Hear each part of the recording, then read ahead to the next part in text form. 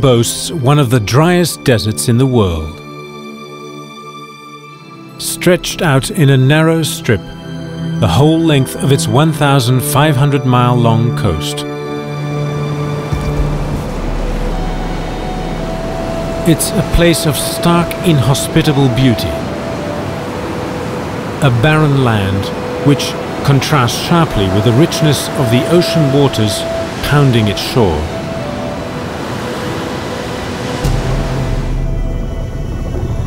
Here the frigid, nutrient-rich Humboldt Current, flowing up from Antarctica, meets the warm waters of the tropics. The result is an explosion of plankton and a flowering of marine life.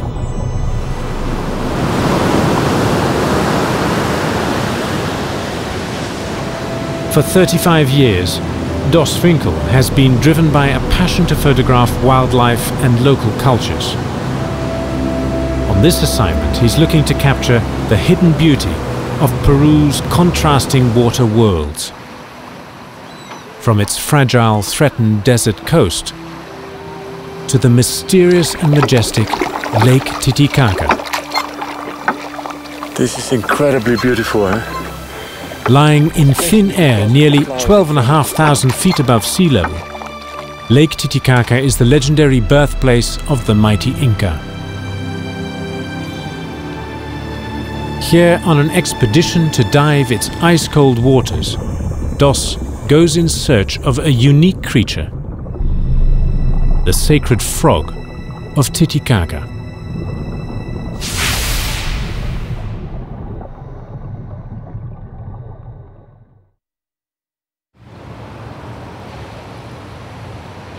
The starting point for this journey of dramatic contrasts is Peru's capital, Lima,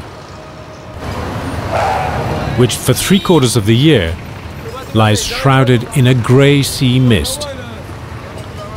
We're battling the chaotic Lima traffic. Ahead of us is a 3-day road trip. Dos's companion and guide is biologist Stefan Austermüller. As director of the conservation group Mondo Azul, he's campaigning for better protection of Peru's coastal ecosystems.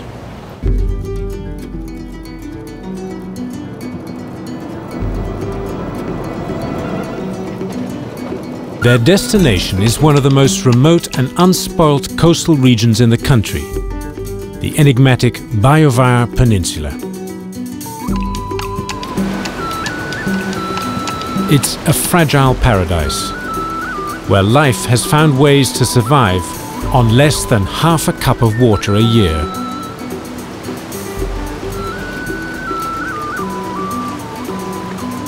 But remote as it is, this paradise is coming increasingly under pressure from human development, both planned and unplanned, spreading along the coast.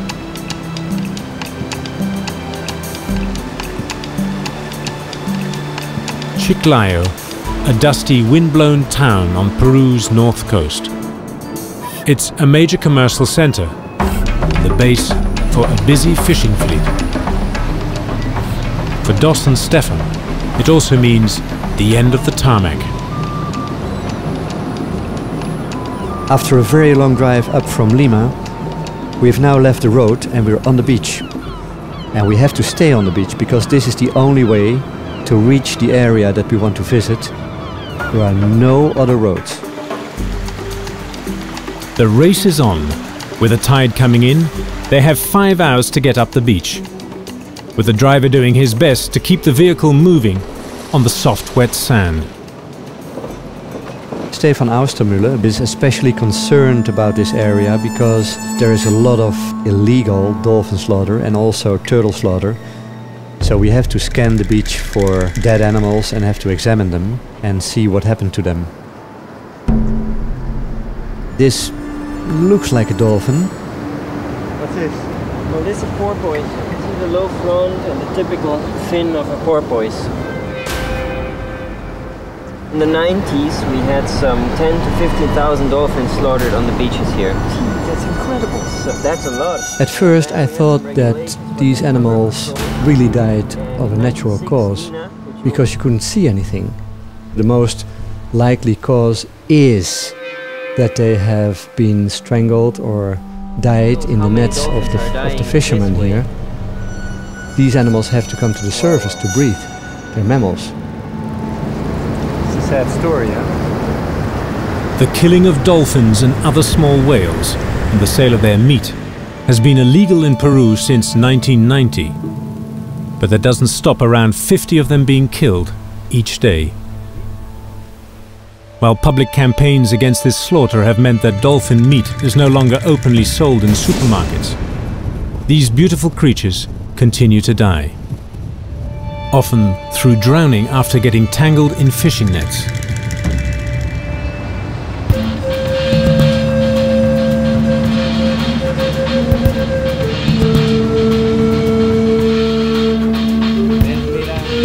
Our driver is not so happy with the fact that we want to stop because it's difficult in the wet and soft sand to restart after stopping.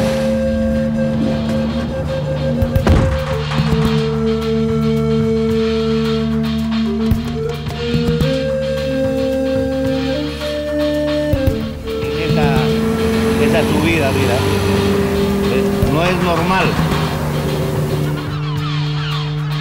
But this stretch of coast is a death trap to more than just small whales.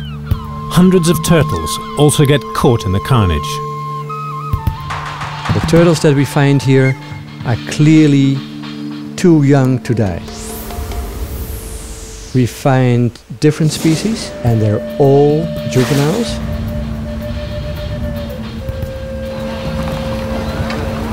The only sign of human settlement is there's a very small fishing village, but for me it's really disgusting. There are hundreds and hundreds of decapitated stingrays on the beach, and they leave everything on the beach, these people. Such beautiful animals, and they use such a small part of it.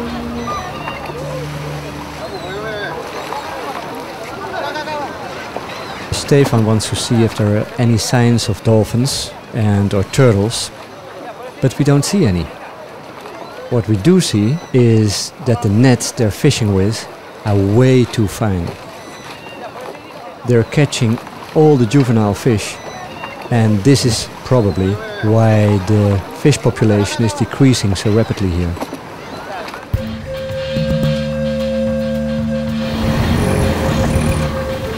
The job of stopping to record and photograph each dolphin and turtle found on the beach is slowing down progress. With only an hour or so to go before high tide, and the light already beginning to fail, a sense of urgency takes hold.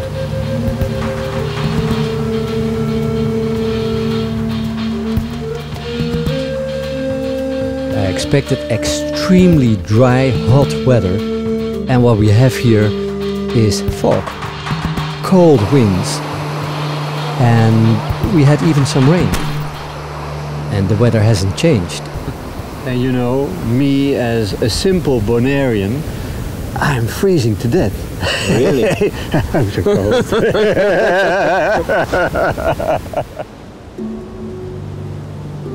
I have to say that for me this was a very strange day. I've never ever seen so many dead animals and so many different species. So many different types of dolphins and different species of turtles, and all these bones and vertebrae. It's really incredible.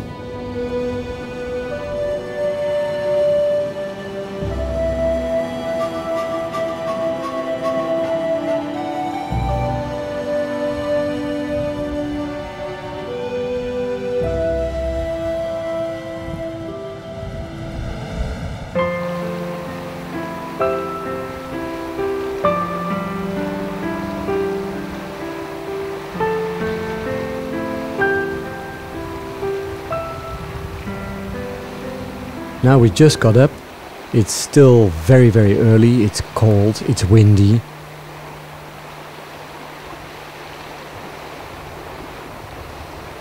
When you look at this desert landscape, it looks empty. But when you take a closer look, it's full of life. there are flowers, there are insects, there are bigger animals.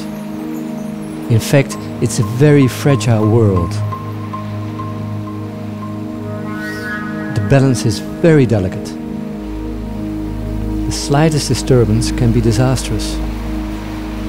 The desert fox used to be common all along the coast. But today, for the timid fox and a whole range of desert plants beautifully adapted to these harsh conditions, Biovar offers a final refuge. Together with other local and national conservation groups, Stefan's main goal is to turn this rugged place into a national park. As part of a detailed submission to the central government, he's carrying on an ongoing survey of each major ecological zone. The strip of beach covered and uncovered twice a day by the tide is one of the richest habitats in Biovar. Here the rock crab and its many cousins jostles for attention with other intertidal dwellers, like these gooseneck barnacles. What a magnificent place. There are lots and lots of sea lions. This is the South American sea lion, and there are only males. All the females and the cubs are on offshore islands. They only come to the coast when it's breeding season.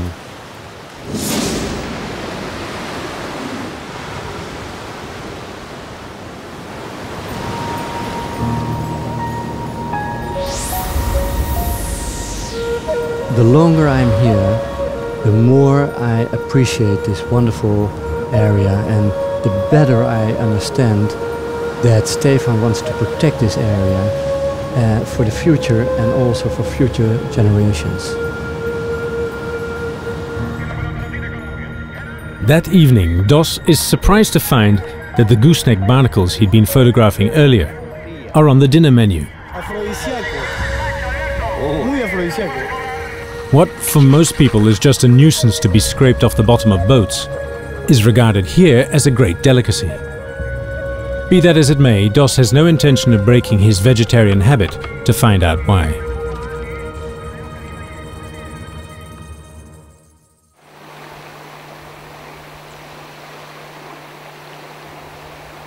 The next morning is colder than usual, and the car won't start. Fortunately, the cook has a solution. Later that day, the team get a final grisly reminder of the ongoing threats facing this fragile paradise. It looked like it was attacked by a shark, but then when I come closer, I can clearly see the tongue out of his mouth. So it must have died in a net, because when the tongue comes out, it indicates that it has been strangled and died by suffocation.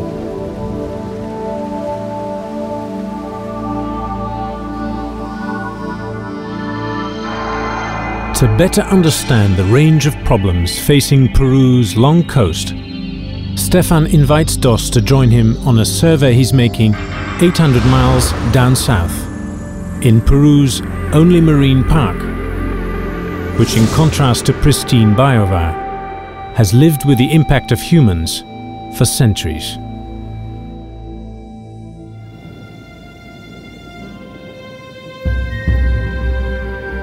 Peru keeps amazing me.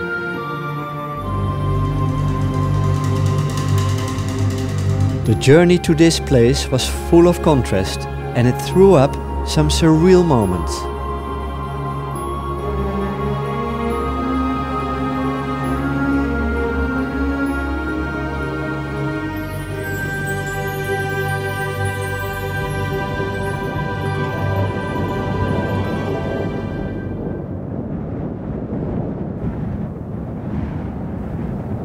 The town of Ica is famous for its huge sand dunes and, surprisingly, believe it or not, a wine that has been produced here since Spanish times.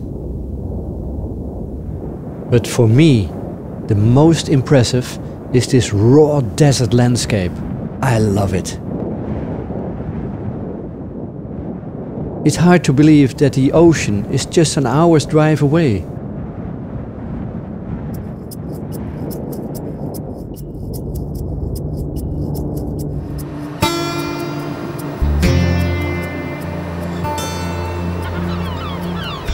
The team is heading for the Ballestas Islands, 150 miles south of Lima, in the National Marine Reserve of Paracas.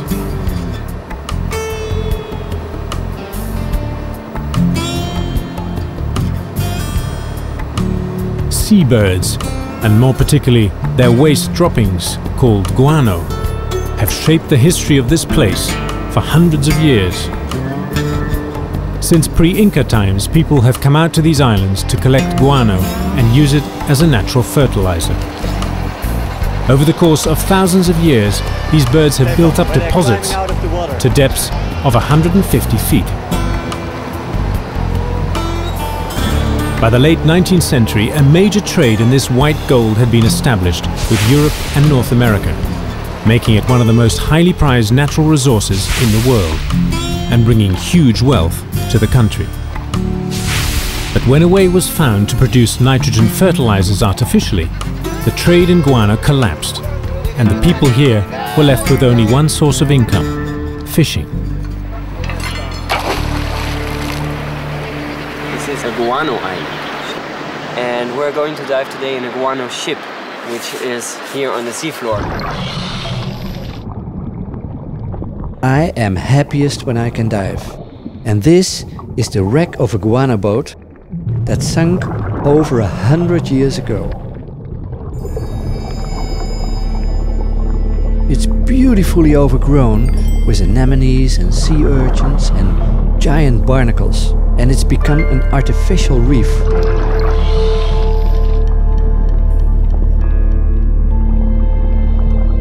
Since the end of the guano boom, these waters have been under relentless pressure from fishing. Every living thing is a candidate for the pot, and these days, almost all of it is undersized.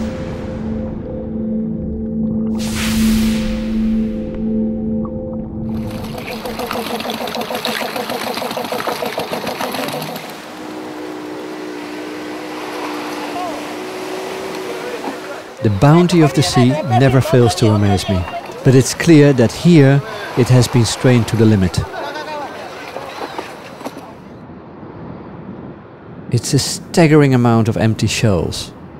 But unfortunately, for most fishermen, it's no big deal that these shells are smaller than the allowed size. Overfishing has now reached such levels that the population of marine mammals, like sea lions, are being seriously affected.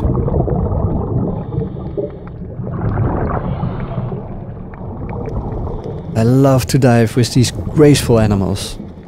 The only important thing, though, is not to provoke the males, because they are very territorial, and especially during the breeding season, they can even attack you and chase you away.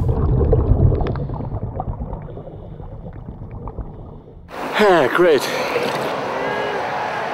But I'm cold. Man evolves on Earth, and in order to develop, he has to be near the sea, because that's the source of all riches.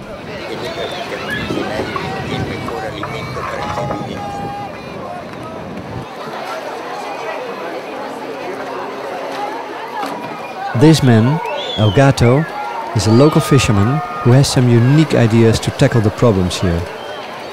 He's worried about the future. Given the bad management of the resource, we're going through a very critical phase.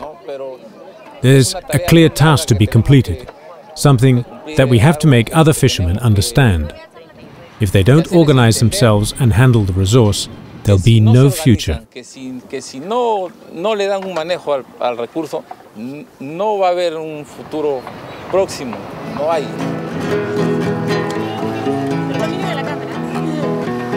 Everything looks so peaceful here on the beach of Paracas Bay, but in fact every day millions of liters of untreated wastewater and pool water are released into the sea. And of course, this causes terrible problems for the wildlife. And we're right now here in Paracas. You see there on the other side, the problem is that from Pisco, from San Andres, from the fishmeal industry, and even from these rich houses here, from these weekend houses, all the wastewater goes into the ocean without any treatment. But it's already very strong damaged by human activities. There's an illegal fishing village. Yeah. How is that possible inside the park? Well, it's like people settle there and then they are there and you have the problem, so you have to deal somehow with that problem. But it's already very damaged here and it has to be recuperated. Right. They're heading south on the Paracas Peninsula. Stefan is keen to show Dos the place where he's done most of his underwater research into the biodiversity of the area. This lives up to everything Stefan had said. This is the place where you've been diving a lot? Right, we have done the research here on biodiversity. We have made a three-dimensional mapping. We have localized the habitats. Yeah. We found in this bay, which is only covering 0.003% of the whole marine surface of the areas, we found 30 species, which might be also new species to science. So this shows that this tiny little bay is a hotspot of biodiversity. Absolutely. Which definitely should be protected in future in a better way.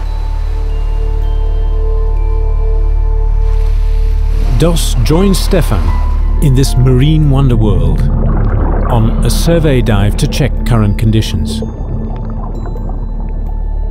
I'm happy to find these colorful shrimp. Usually, it's difficult to approach shrimp during the day, but these animals let me get right up to them.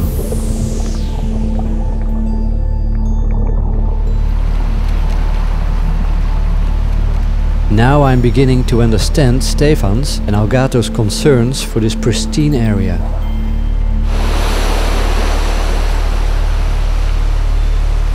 Today, we join Algato on a fishing trip. This man intrigues me. I wonder if this friendly fisherman will really be able to make the change among his fellow fishermen. I hope to find out more about him. On a spot with giant kelp, this diver will collect shells for consumption. Although the sea is calm, El Gato warns the team that there may be a heavy current near the bottom, and that the deeper they go, the worse the visibility will be. El Gato's diver will dive the old-fashioned way. He'll breathe air through a hosepipe that's connected to a compressor that's over 50 years old.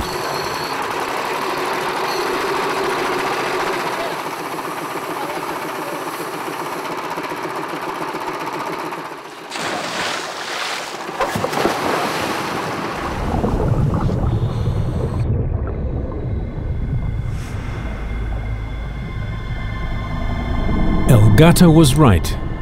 10 meters down, the current is vicious. For Dos, it makes taking pictures impossible. For the shell collector, it's all in a day's work.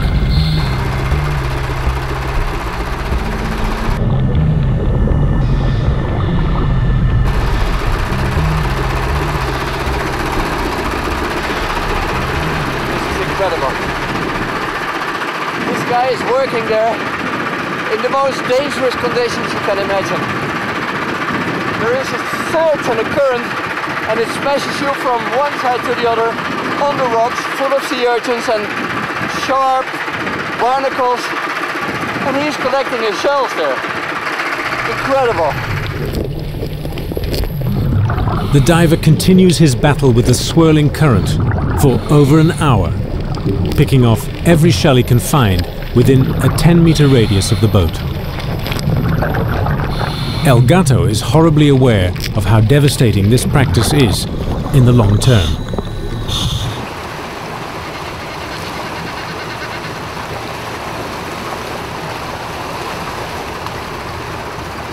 For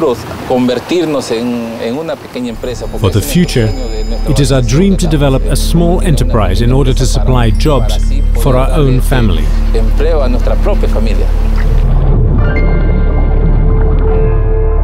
Algato tells us about his ideas to change the way of clam collecting by farming clams. He already started a clam farm, where he grows these shells in big bags that are fixed to ropes. It's still early days. While the initial results look encouraging, he will have to improve his technique significantly if his clam farm is to provide him and his family with a real income. However, by taking the initiative to look for a sustainable alternative, El Gato is offering his community an option for the future.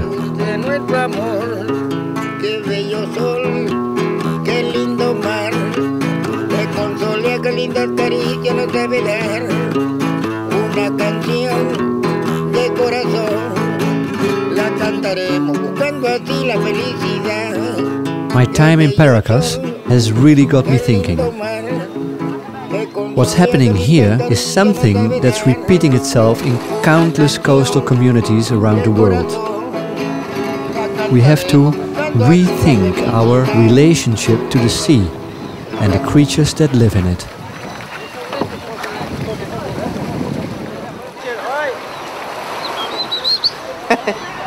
Picture, Federico, picture. Another way to create income is through ecotourism.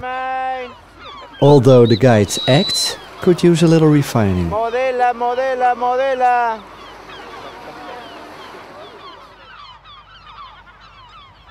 Anchovies, yeah, after the 1 minute, guano. Anchovies, guano. The problems facing the Paracas community are stacking up.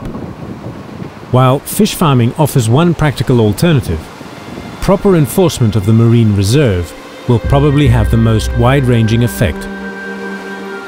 Less than 0.5% of the world's oceans receive any kind of protection. But where it does exist, it has proven to have major economic benefits. Just 5 years after setting up marine reserves around the Caribbean island of Santa Lucia, fish catches have nearly doubled, showing that if properly managed, the ocean's bounty can return.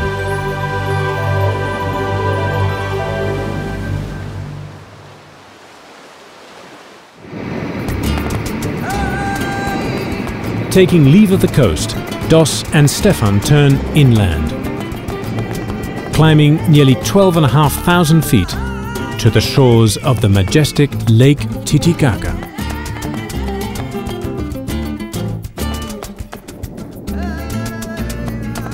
The alpacas and llamas quietly go about their grazing, more or less oblivious of my presence.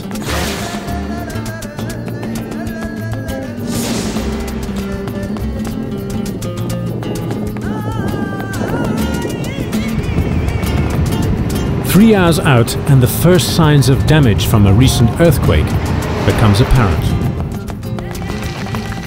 Now I could use 2 pairs of eyes, because driving here is really tricky.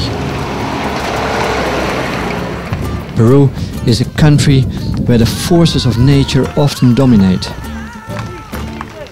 I really admire the people's attitude, the way they set to clearing up the mess and get on with their lives.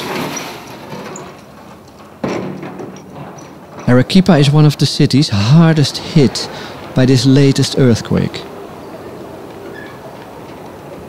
This beautiful monastery was one of the many buildings to suffer damage.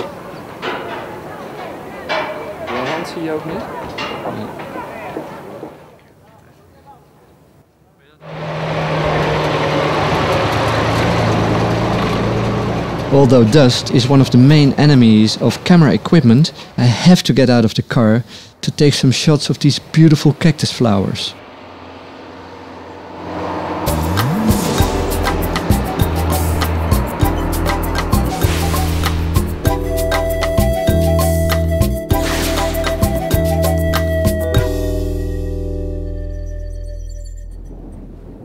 Climbing further to over 16,000 feet, Dos notices what looks like a pink streak on a small lake. And as we approached, in the biting wind and near freezing temperature, it becomes clear that this is a huge flock of flamingos. we hope to fool the birds by adopting this crude imitation of an alpaca. Since they feed on small crustacean, insect larvae and algae, these Chilean flamingo usually search for water where there are no fish with which to compete for food, which explains why they're here on this icy, high-altitude mountain lake.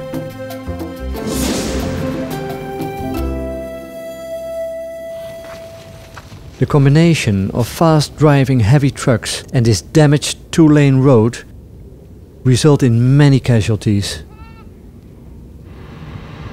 Just one unexpected maneuver of an oncoming truck is enough.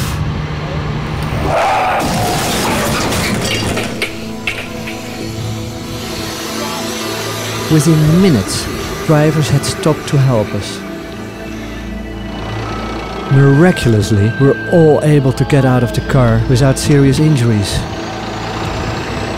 I don't know what happened to my head, but I was totally twisted with my head. I don't know, but I'm a bit dizzy now.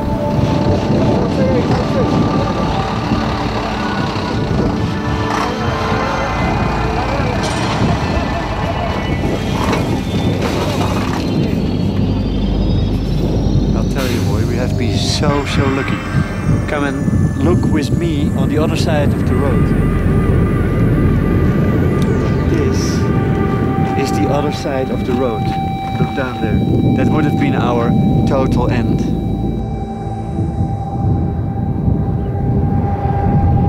Without our car, we continue by public bus. And we all felt very lucky to be alive. A feeling that's only reinforced by the driver's habit of repeatedly kissing a crucifix. I'm happy to find out that my camera equipment is still working very well. And I'm really in trouble now, because we see so many beautiful things, but we can't stop.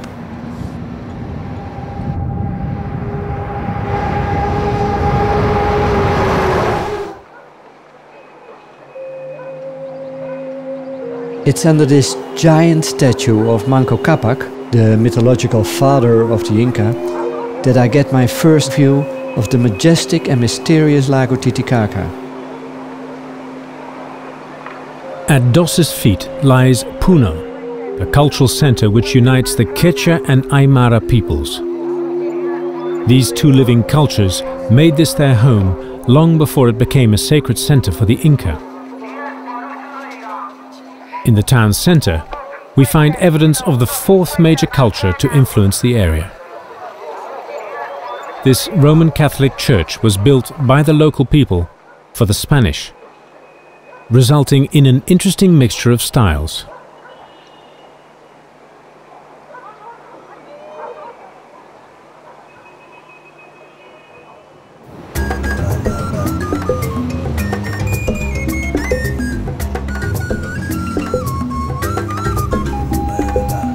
Lake Titicaca's biggest tourist attraction are the floating islands of Los Yuros. Here the houses and boats, and even the islands themselves, are constructed from tortora reeds, which grow abundantly in the shallows of the lake. The islands were built by the Yuros people to escape suppression by the Inca. But in order to find what we came here for, the sacred Titicaca frog, we need to find a more remote shore away from the bustle of tourism.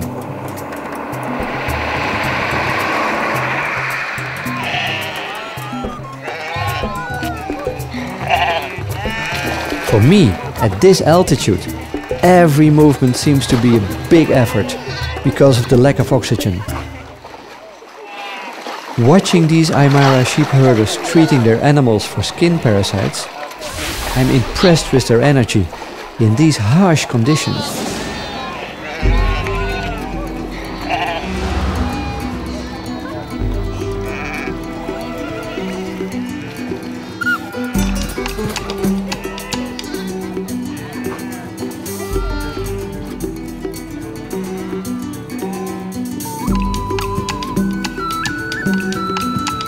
We arrive in Yanchong, where we meet Valentin and his wife. We're invited to stay with these friendly Quechua folk. Although more than ready to help, our new hosts are astonished by the amount of gear we brought. The dive gear in particular made them laugh. Where can we buy or borrow some oxygen?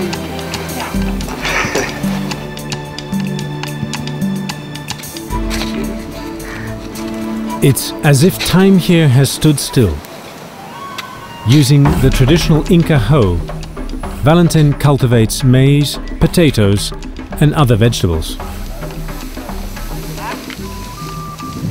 The old traditions still play a vital role in daily life.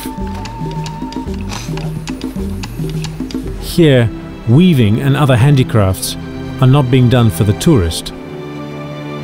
The patterns used are centuries old. For a society without the written word, like the Quechua, these patterns can communicate the status of the wearer or tell stories of the community.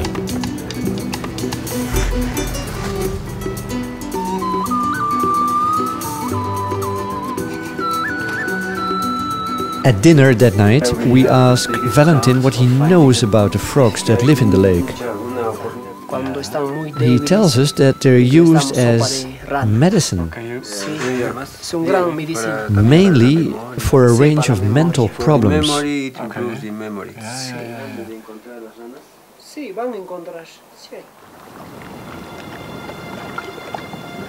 Dos wakes early the next morning, looking to capture the ethereal magic of the lake.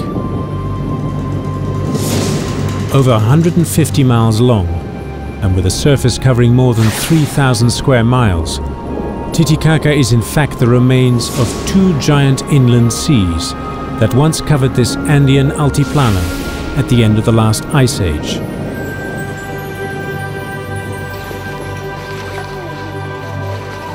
Next, we prepare for our first dive in this sacred lake. It's sacred because the Indian legend says that the sun god's children emerged from these ice-cold waters to found the Inca Empire.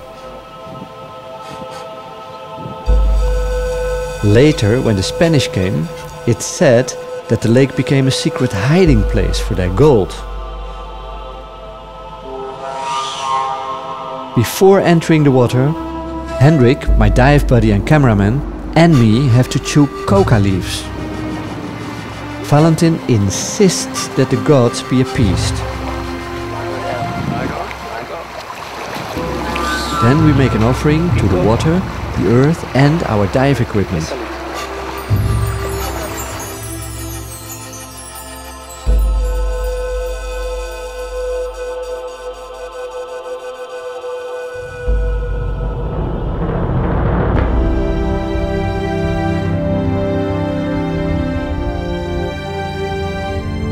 Despite all the ceremony, on our first dive we find nothing. No frogs, no pictures.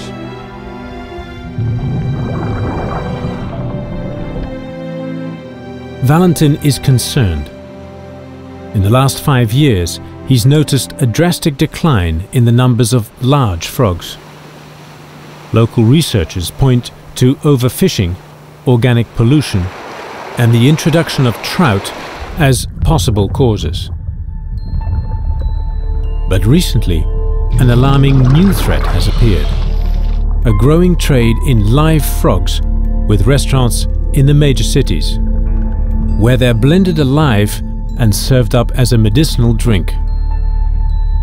Eventually, we find some small frogs with slightly different colors, markings and texture. As Valentin has said, these frogs are no bigger than 8 to 12 centimeters at the most. Frogs at this altitude are something special. Very few amphibians have been able to adapt to the extreme conditions encountered above 10,000 feet. But Titicaca's frogs avoid the huge variations in temperatures between day and night, and the intense ultraviolet radiation coming from the sun by spending their life submerged. not even surfacing to breathe. The frog absorbs all the oxygen it needs through the skin. The bigger the frog, the bigger and more baggy the skin.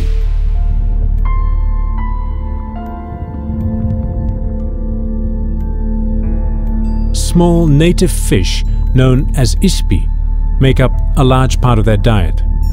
But they're not that fussy, also eating snails, worms and small crustacea.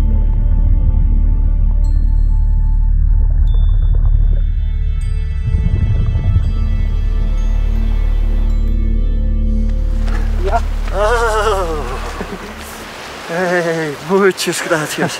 Para el frío. Frío. Muy frío. But, me... Oh, peces. Yeah. Ispi, carachi, pejerrey. Ah, okay.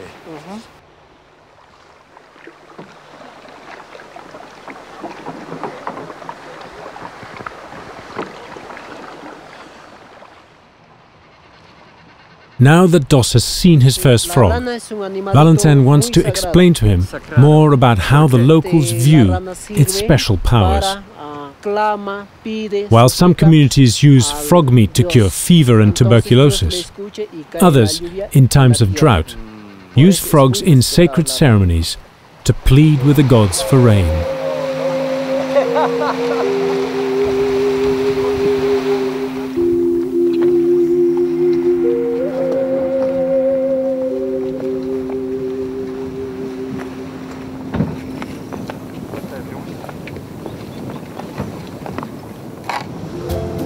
Determined to find bigger frogs, we decide to make a journey across the lake to its northern shore, to the small island of Suazi.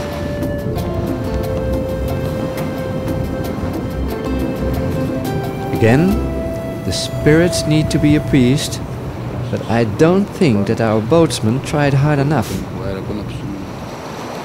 First, we lose our way, and then our engine gives out.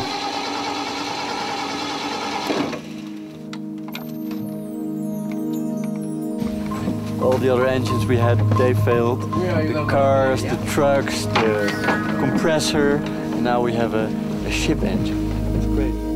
We all get a bit nervous when our captain explains that the weather here can change abruptly, producing 3-meter waves, easily swallowing up boats like these.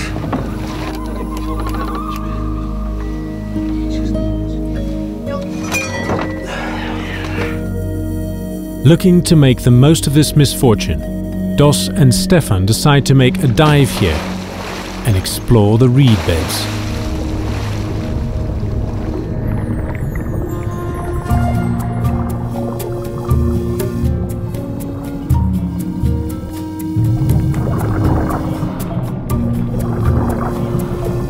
Suddenly, I see several frogs mating. This is really great for my pictures.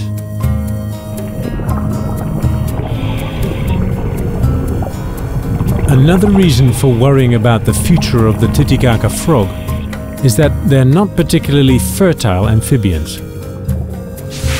While a typical frog in the jungle lowlands might lay tens of thousands of eggs per clutch, these denizens of the icy deep manage only a few hundred.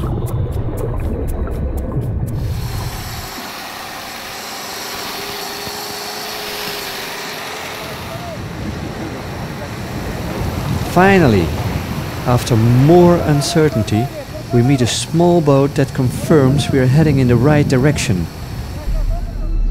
And after a 6-hour trip across the lake, we reach Suazi.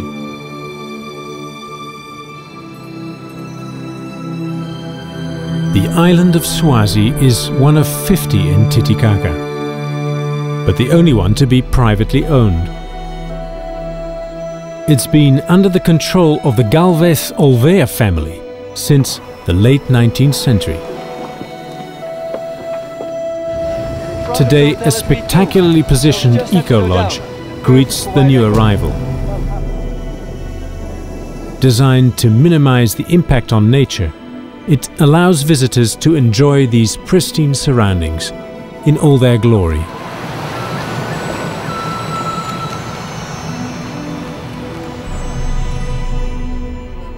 The day-to-day management of the island is in the hands of granddaughter Consuela, who's proud to show off her domain.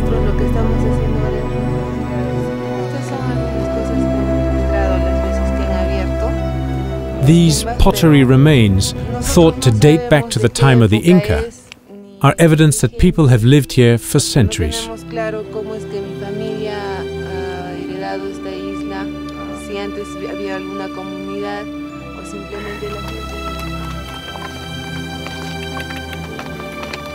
Consuela tells me of the plans she has for the island.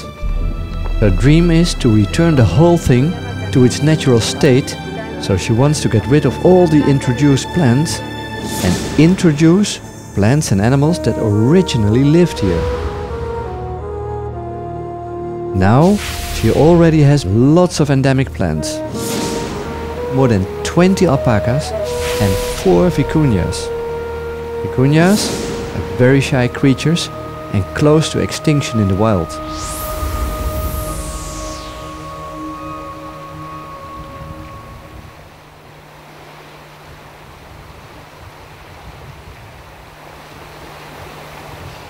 It looks promising. I'm so curious to see what we can find here. Well, good luck. The greener the cleaner.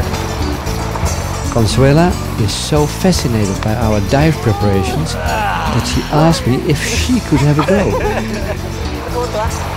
It's extraordinary to think that she lives here all her life but never has put her head on the water.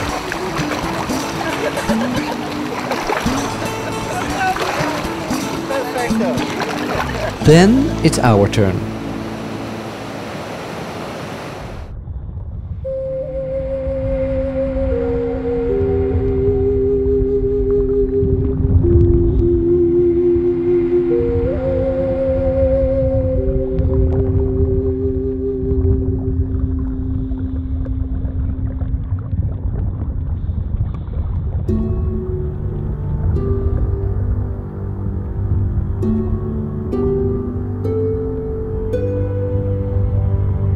I can hardly believe my eyes. This looks like a prehistoric monster. He's wearing a skin that looks 3 sizes too big. This is the frog we're looking for.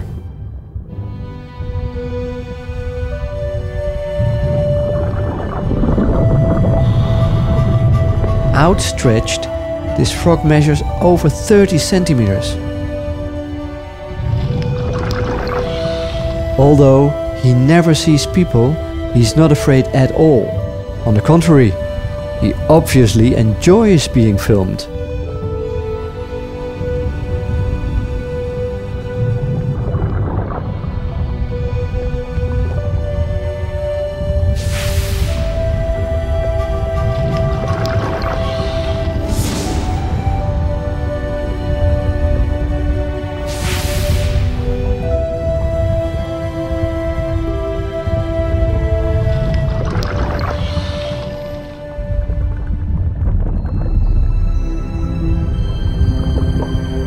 But this encounter with a gentle giant would be Dos's last.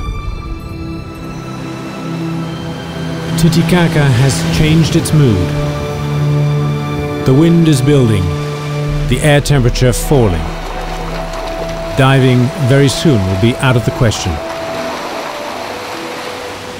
It's as if the lake has decided that it has given up enough of its secrets.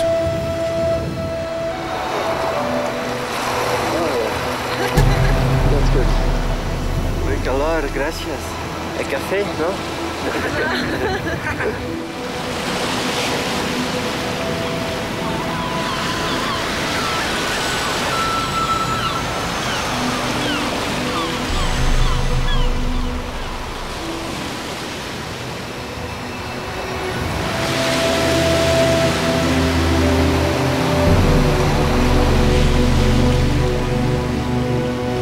For the past 1.5 years, I've been thinking about this. How would it be? 3,800 meters, then go underwater, look for the frogs. That's what I'm here for. for the frogs. There you find the frogs. They're all mating at the moment. And then I feel so privileged to take pictures of these animals in this wonderful, incredible environment. I'm very privileged. It's great.